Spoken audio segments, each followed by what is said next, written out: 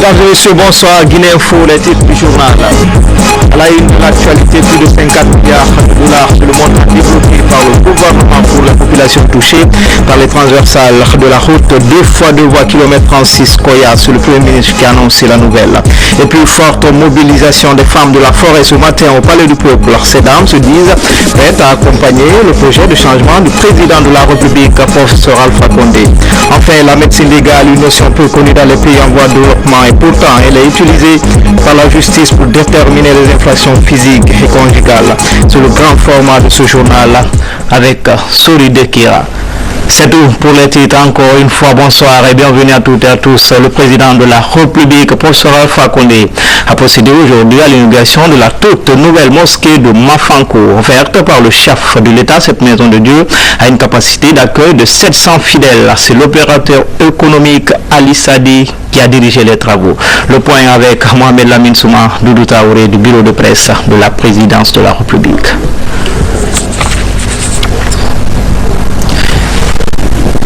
Quelques soucis techniques, encore une fois, bonsoir à toutes et à tous. Le président de la République, professeur Alpha Condé, a procédé aujourd'hui à l'inauguration de la toute nouvelle mosquée de Mafanko, offerte par le chef de l'État. Cette maison de Dieu a une capacité d'accueil de 700 fidèles. C'est l'opérateur économique Ali Sadi qui a dirigé les travaux. Le point avec Mohamed Lamine Souma, Doudou Traoré du bureau de presse de la présidence de la République. Cette maison de Dieu est un don du président de la République aux fidèles musulmans du quartier Mafanko, sise dans la commune de Matam. C'est elle qui illumine désormais les prières nocturnes et embellit les vendredis saints. Vue de l'extérieur, cette mosquée attrayante est d'une architecture orientale. L'intérieur est décoré de façon luxueuse. Les couloirs et les escaliers d'accès à l'étage sont tout aussi splendides que le fidèle musulman a toujours envie de venir prier là. On comprend dès lors cette grande mobilisation sociale à l'inauguration de cette mosquée ce dimanche 16 mars 2014. Les autorités religieuses et les érudits de l'islam étaient à l'honneur.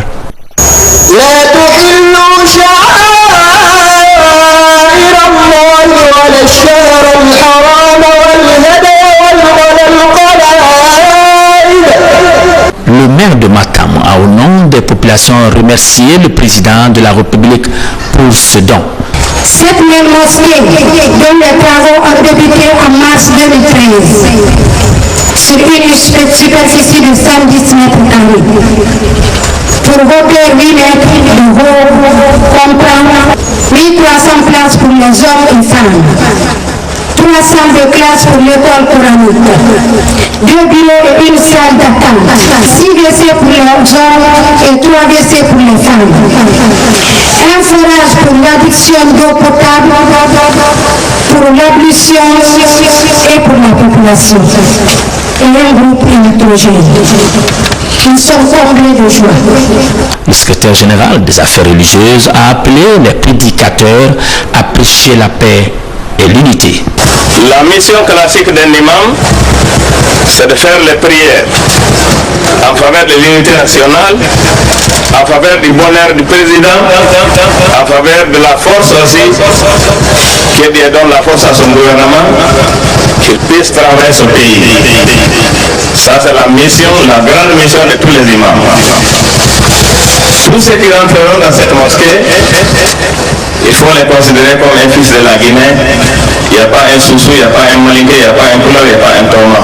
Après avoir coupé le ruban inaugural, le président de la République a été invité par Ali Salji, qui a été le coordonnateur des travaux, à visiter l'intérieur de cette belle mosquée qu'il a lui-même offerte aux croyants du quartier Mafanko.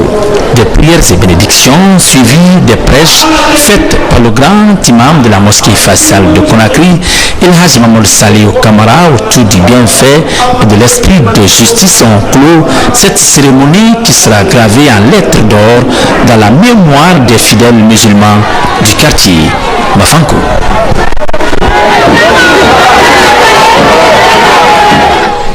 Parlant Toujours de cette mosquée de Mafanko offerte par le chef de l'État, un de nos reporters s'est intéressé aux aspects techniques de cette maison de Dieu, mais aussi aux réactions de quelques citoyens par rapport à cette belle architecture consacrée à Dieu.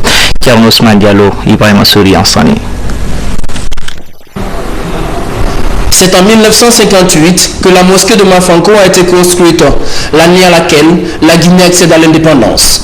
Aujourd'hui, avec sa nouvelle image, la mosquée de Mafanko se distingue des autres lieux de culte musulmans. La particularité de cette mosquée est le fait qu'il y a un seul poteau central à l'intérieur, que vous voyez sur toute cette superficie.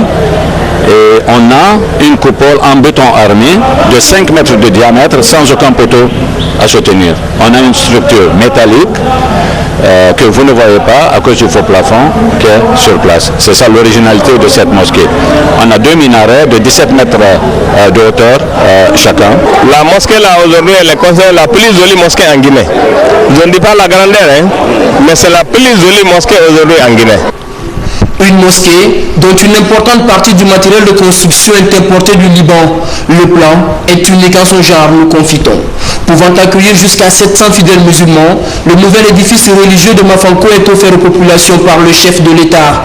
Ici, c'est un rêve qui s'est réalisé. C'est un grand jour aujourd'hui. Alhamdulillah, c'est le professeur Alpha Condé. Il a construit une grande mosquée, bijou comme ça. Pour nous, c'est une fierté à nous. Le quartier de Mafanko abrite la résidence familiale du chef de l'État. C'est donc un bijou que le professeur Alpha Condé offre à ceux qui l'ont côtoyé de ce côté. Pour l'entretien de l'ouvrage, il met à la disposition des populations 20 millions de francs guinéens. Et puis un chiffre à retenir ce soir, plus de 50 milliards de francs guinéens, c'est le montant débloqué par le gouvernement pour indemniser les populations touchées par les travaux de construction de la route 2x2 voies kilomètre 36 à Koya. C'est le chef du gouvernement qui a annoncé la bonne nouvelle aux populations de Manéya et de Koya. Hadi Kamara, Kabasouma, Ousmane Souma. C'est la maison des jeunes de Koya qui a servi de cadre ce samedi à cette rencontre du Premier ministre, chef du gouvernement, avec les sages, les chefs religieux, les jeunes et les femmes de Koya et de Manéya. Il a été question pour Mohamed Seydou Fofana d'expliquer à cette population le bien fondé de la construction des infrastructures routières. Comme vous l'avez constaté vous-même ici à Koya, depuis 3 ans, Koya a changé. Il y a d'abord l'électricité, mais ensuite, récemment, la voie urbaine de Koya a été bitumée. Aujourd'hui, parmi les infrastructures routières figure en bonne place la route 2x2 voies Conakry-Koya. En plus de cette route, d'autres routes vont être construites d'ici 2015, vous verrez cela. Parlant des maisons déjà touchées par la construction de la route 2x2 voies kilomètre 36 Koya, Mohamed Seydou Fofana a informé que toutes les dispositions sont prises pour dédommager les citoyens concernés par ces travaux. Aujourd'hui, j'ai le plaisir de vous dire que tout l'argent de votre indemnisation a été réuni. Il a été sur un compte pour un montant global de 50 milliards 800 millions de francs guinéens.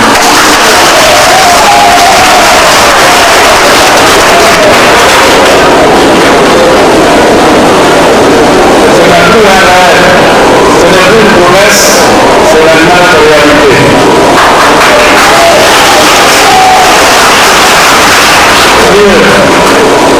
Une commission a déjà été mise sur place. S'il plaît à Inch'Allah, à partir du mercredi, nous allons commencer à payer effectivement cet argent que nous allons. C'est un acte fort que le gouvernement a posé et hautement apprécié par les citoyens de Koya et de Manéya qui n'ont pas manqué d'éloges à l'endroit du professeur Alpha Condé pour les efforts consentis dans le cadre de l'amélioration des conditions de vie de la population guinéenne. Dans le pays profond, Bokeh dispose désormais d'une agence locale de la BCRG 5e du genre. Cette banque devrait permettre de garantir et améliorer les économies des populations de Kakandé en vue de lutter contre la pauvreté. C'est le chef de gouvernement qui a procédé à l'inauguration du siège local de la Banque centrale de la République de Guinée. Hadi Kamara, de retour de Bokeh. Cette agence de la BCRG de Bokeh vient se greffer aux nombreuses infrastructures à caractère social et économique réalisées dans la zone. L'initiative est du professeur Alpha Condé pour non seulement moderniser nos villes, mais aussi encourager et améliorer la bancarisation de l'économie locale. Ce joyau crève les yeux à tous les passants car sa position géographique fait qu'il est incontournable. Aussi, devrais-je préciser que cette imposante infrastructure est implantée dans l'ancienne place des Martyrs datant de la période coloniale. L'agence BCRG Bokeh est un édifice prévu pour 3 niveaux, avec un sous-sol pour les caveaux et un rez-de-chaussée aménagé pour les différents services de fonctionnement composé d'une direction d'agence, la comptabilité, les salles de reconnaissance, de tri, de documentation et le bureau agent. De son côté, le Premier ministre chef du gouvernement a mis en exergue la disponibilité du gouvernement à doter toutes les villes du pays des infrastructures susceptibles de participer à la modernisation et au développement des localités. Je voudrais dire aux citoyens que cette démarche procède de l'idée du président de la République, le professeur Alpha Condé, chef de l'État, de faire en sorte que le développement de notre pays concerne tous les citoyens guinéens. Le bâtiment en lui-même reflète certainement nos ambitions, mais c'est dans notre comportement que nous devons traduire tous les jours ce sentiment dans la réalité. Il est vrai que le système bancaire guinéen a fait une grande révolution.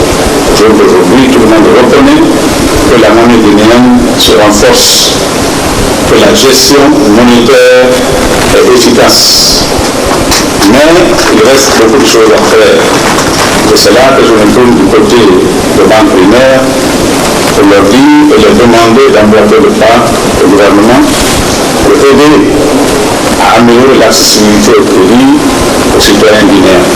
Une visite guidée a permis au Premier ministre et la délégation qui l'accompagnait d'apprécier la qualité de l'ouvrage et les équipements installés pour rendre la prestation efficace pour le bonheur de tous les usagers de cette banque de proximité. Comme annoncé, l'élection des antennes préfectorales et communales de la Chambre de commerce, d'industrie et d'artisanat de Guinée a eu lieu aujourd'hui sur l'ensemble du territoire national. Le ministre du Commerce a sillonné ce matin certaines communes de Conakry pour s'assurer du bon déroulement du scrutin. Une journée sous haute surveillance, sous haute pression, j'allais dire, des électeurs. L'atmosphère de cette journée électorale est retracée ici par Habib Thiam et Cheikh Mabinti Silla. Munis de leurs fiches d'électeurs, ces citoyens de Dixine sont venus choisir leurs représentants communaux à la Chambre de commerce, d'industrie et d'artisanat de Guinée. Parmi eux, Sédou Kamara, menuisier de son état, il dit choisir ses représentants par défaut. On ne savait pas à qui nous allons voter ici aujourd'hui, nous sommes là pour ça. Nous, le secteur informel, il fallait qu'on voie qui est notre titre, qui est notre chef maintenant. Mais ils n'ont pas voulu. Peu après débute l'opération en présence du ministre du Commerce. En lieu et place des urnes, les électeurs sont appelés à élire le bureau exécutif à main levée. 5 candidats de dernière minute font leur apparition, contrairement au programme préétabli. Au terme d'un long tiraillement, Karinka Diabaté est élu avec 98% des voix à la tête de l'antenne communale de Dixine. Je suis vraiment content et très heureux par rapport à ce qui vient de se passer. Je suis prêt assumer tout ce qu'il faut dans les mesures de la bonne marche du commerce dans la commune de Dixine. À Matam, une coalition avec à sa tête Aboubakar Sidiki Nabé et El Haj Alseni Bari remporte le scrutin contre sa rivale Sarankaba, soutenue par un groupe de femmes. Sur fond de promesses, les nouveaux élus savourent leur victoire. Je vous remercie de m'avoir choisi pour briser la chambre de commerce de notre commune de Matam. Cette mission a besoin de chacun d'entre nous pour réussir. Le succès du scrutin concentre depuis quelques jours les préoccupations du ministre du Commerce. Après une journée tumultueuse, Marc Yombuno affiche un certain soulagement. Il faut commencer par remercier très sincèrement le Tout-Puissant qui nous a donné la chance d'aboutir à ces jours et qui nous a permis aussi, avec les bénédictions de tous et l'accompagnement du chef de l'État, le professeur Alpha Condé, de pouvoir démarrer ces élections aujourd'hui dans les communes et les préfectures de la Guinée. Les opérateurs économiques de quelque bord qu'ils soient se sont fortement mobilisés et sont venus pour élire les représentants au niveau de ces chambres. Prochaine étape, les élections régionales. Le président du bureau national sera lui élu au mois de juin, tandis qu'un quota de 30% est réservé aux femmes dans ce scrutin. Chapitre politique, les femmes de la forêt se mobilisent pour soutenir les actions du professeur Alpha Condé réunis autour d'une union appelée Union des femmes de la Guinée forestière. Ces dames originaires de la forêt sollicitent aussi l'obtention d'une ligne de crédit, mais aussi la réfection des routes qui relient les 7 préfectures de la forêt. Cette union marque son engagement pour le plébiscite du professeur président lors de la présidentielle de 2015. Abdoulaye Nguelande Diallo nous signe ce reportage. L'Union des femmes de la Guinée forestière réitère son engagement à soutenir les actions en cours des autorités guinéennes. Il s'agit pour l'ONG de mobiliser la forêt autour des idéaux de paix et de réconciliation. C'est d'ailleurs l'un des credos que se fixe à l'UFGF, l'épanouissement de la femme guinéenne. On a tenu à organiser ce grand meeting au Palais du Peuple pour soutenir le président de la République, le professeur Alpha Condé. Dans leur communication, les femmes souhaitent du chef de l'État la mise à leur disposition des fonds de crédit pour leurs activités et la réhabilitation des routes qui relient les différentes préfectures de la région. Cette mobilisation des forestières en faveur du RPG Arc-en-Ciel est saluée par les responsables politiques et administratifs. L'histoire de la forêt, c'est pas daté aujourd'hui, donc c'est des habitués. Je pense qu'ils ont fait ce matin une autre couleur en mobilisant tout ce bon monde aujourd'hui, rempli, assis comme la salle du Palais du Peuple. Je pense que c'est un acte de reconnaissance à l'endroit de chef de l'État. Dans cette démonstration, ce qu'il faut remarquer, c'est la détermination, l'engagement des femmes, les femmes de la forêt. Je pense que toutes les femmes, celles de la Haute-Guinée, de la Moyenne-Guinée et de la Basse-Guinée, prenons l'exemple sur les femmes de la forêt. Vraiment, ce jour-là est une fête mémorable. Pour le ministre de la Communication, cette mobilisation de plus de 5500 femmes de la forêt marque déjà la victoire du RPG Arc-en-Ciel. La plébiscite en 2015 du professeur Alpha Condé est déjà scellée. C'est pas moi qui ai écrit ça. Union des femmes de la Guinée forestière plus RPG égale victoire en 2015.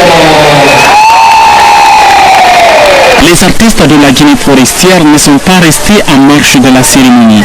Ils ont chanté et dansé pour magnifier les liens d'amitié et de fraternité qui unissent les fils de la région forestière.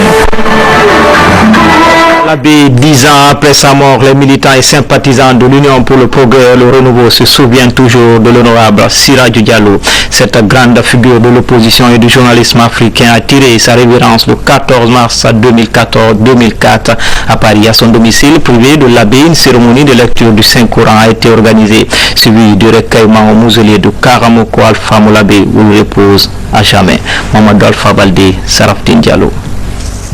Prière, lecture du Saint-Coran, recueillement, les Guinéens se souviennent encore de Siraju Diallo 10 ans après sa mort.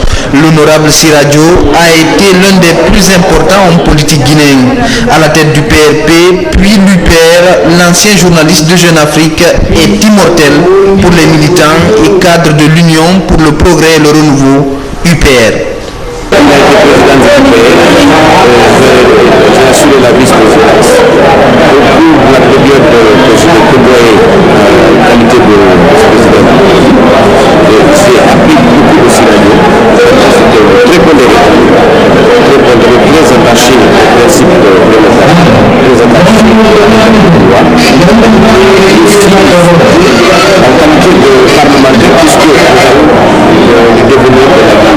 Décédé le 14 mars 2004 en France, Siradio Diallo restera toujours dans la mémoire du peuple de Guinée.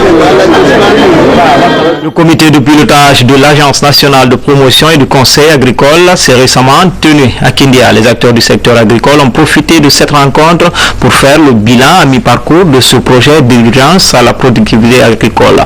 Un projet financé à hauteur de 17 millions de dollars par la Banque mondiale et le gouvernement guinéen. Pour en savoir davantage, suivez ce reportage de Mohamed Sankon.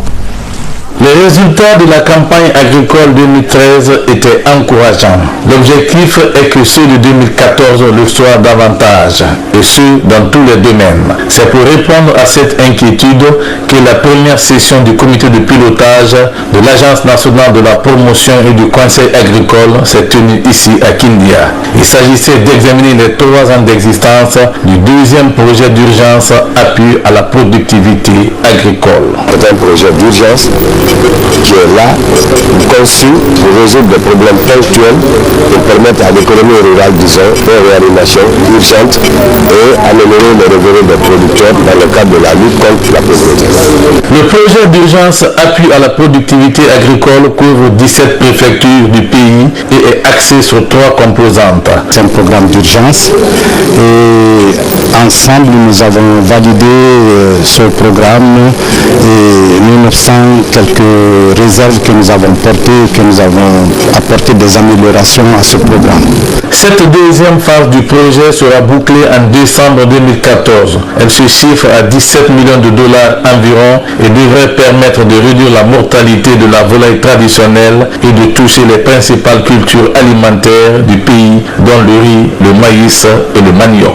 Nous avons suggéré que le projet, c'est-à-dire la coordination du projet, mette tout en œuvre pour faire en sorte que le maximum d'activités soit réalisé au bénéfice de notre paysannerie. Fini donc les travaux du comité de pilotage 2014 avec plusieurs recommandations permettant d'atteindre les objectifs de lutte contre la pauvreté que les autorités guinéennes et les partenaires espagnols se sont fixés, ce sous le regard vigilant de la Banque mondiale. Autre facette de l'actualité chargée d'établir les causes des types de violence, la médecine légale est peu connue dans les pays en voie de développement. Elle est surtout utilisée comme instrument par la justice dans la détermination des preuves des infractions physiques et conjugales. C'est quoi la médecine légale, ses domaines d'intervention et ses rapports avec la justice et la médecine du travail? C'est un reportage grand format de Solide Kera. Située à la croisée de la médecine et de la justice, la médecine légale est un outil essentiel de service public.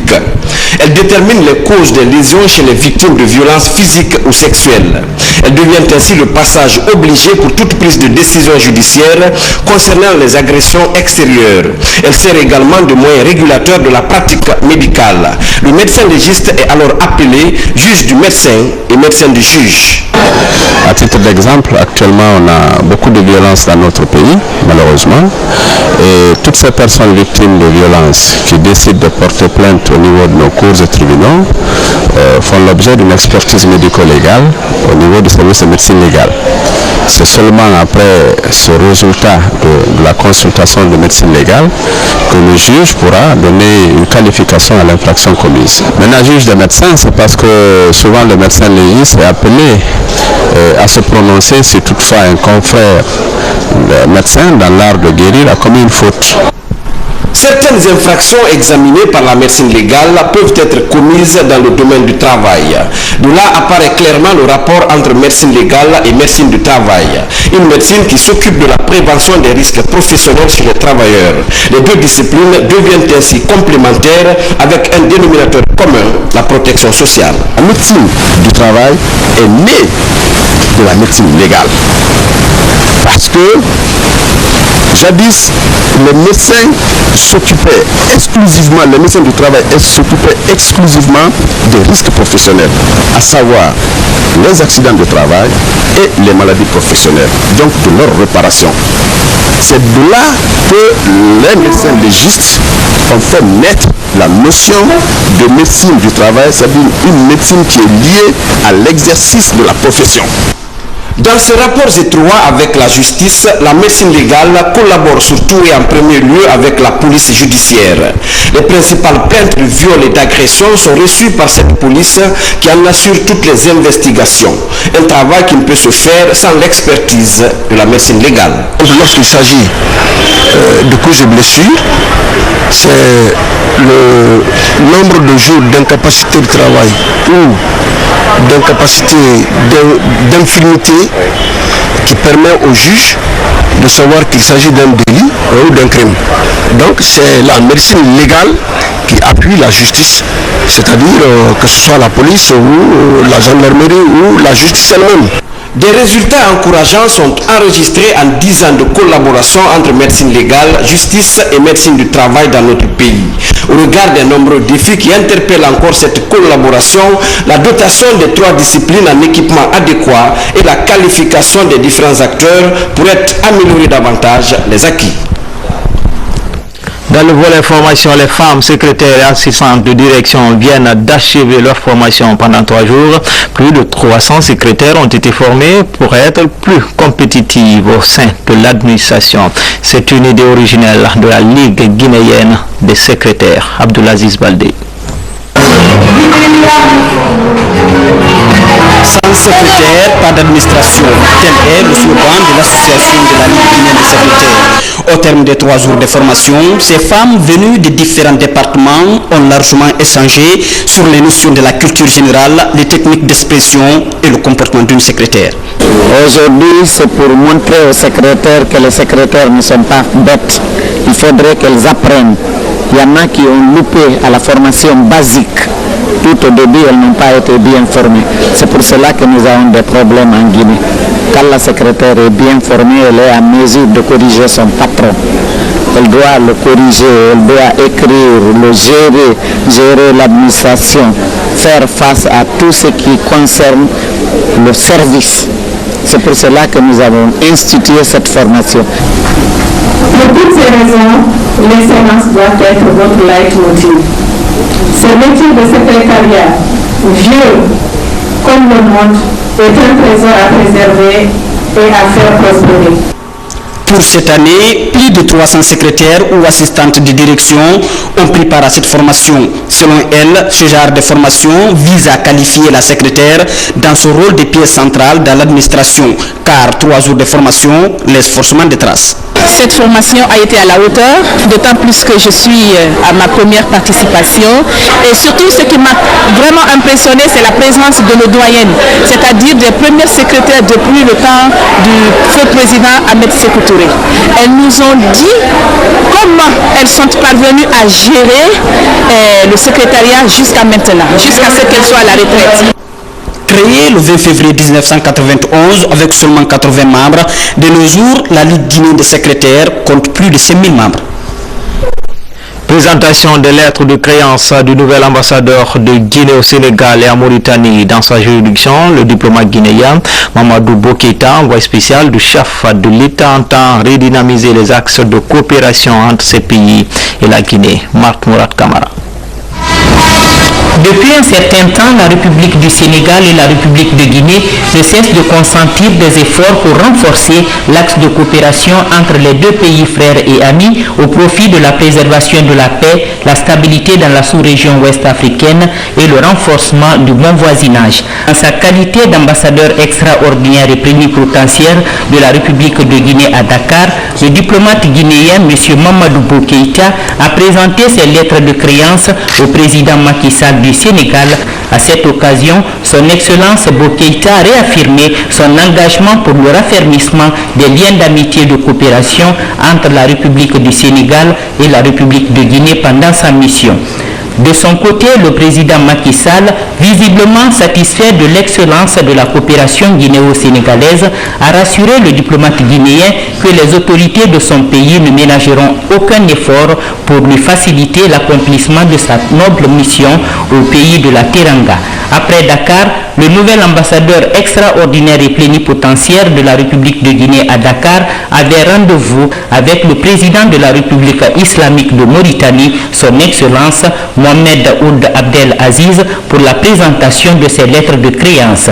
Au menu des entretiens à Nouakchott, il a été surtout question du renforcement et de la diversification de la coopération entre les deux pays frères et amis de la Oumma islamique. Dans tous ces pays, l'ambassadeur Mamadou Bokeïta a transmis le message d'amitié, de fraternité et de bon voisinage du chef de l'État guinéen, son Excellence le professeur Alpha Condé. Enfin, je vous amène cette fois à Dinguiraye pour parler de l'inauguration d'une mosquée à Fadi à capacité d'accueil. Près de 400 fidèles d'une piste rurale longue de 10 km. Les travaux ont été entièrement financés par un des fils de la localité. Un bel exemple à suivre. Mamadou Paté Baldé de retour de la cité d'El Hadj Oumar Tall. Fondée après la guerre sainte sous le règne de El Hadj Oumar Tall, Fadia est un district de Sellouma dans la préfecture de Dinguiraye qui a beaucoup contribué à l'implantation de l'islam. Grâce aux ressortissants de ce village, les 2500 habitants de Fadia viennent de bénéficier d'une nouvelle mosquée. D'une capacité d'accueil de 340 fidèles musulmans, le coût de réalisation des travaux est estimé à près de 60 millions de francs guinéens. J'ai envisagé de faire plus que ça. Et ce que je souhaiterais, que l'État vienne en aide. Ce qui nous manque ici, la population a beaucoup fait. Tous les ressortissants sont encouragés. Il y a eu des mosquées qui sont réalisées, il y a eu des routes qui sont réalisées, il y a eu des écoles qui sont réalisées. Maintenant, ce qu'on demande au gouvernement, professeur Alpha Condé, c'est pour nous aider à réaliser des pompes et un centre de santé. En plus de cette maison de Dieu, les fidèles musulmans de Fadia auront profilé une piste de 12 km d'un pont sur la nationale d'Abola Dinguiraye pour plus de 180 millions de francs guinéens. Nous souhaitons que tous les matins qu'on fasse de telles inaugurations au niveau de toute la préfecture de Dinguiraye, pourquoi pas au niveau de toute la Guinée. Permettez-moi de féliciter et encourager Aboulaye Sow Fadia, opérateur économique ressortissant de Dinguiraye, qui à tout moment s'investit dans le développement local pour améliorer les conditions de vie des populations de Dinguiraye. Après ces brillantes interventions, l'honneur est revenu à El Hadj Mamadou Bodieba, premier imam de la grande mosquée de El Hadj Oumar Tall de Dinguiraye, de diriger la grande prière du vendredi.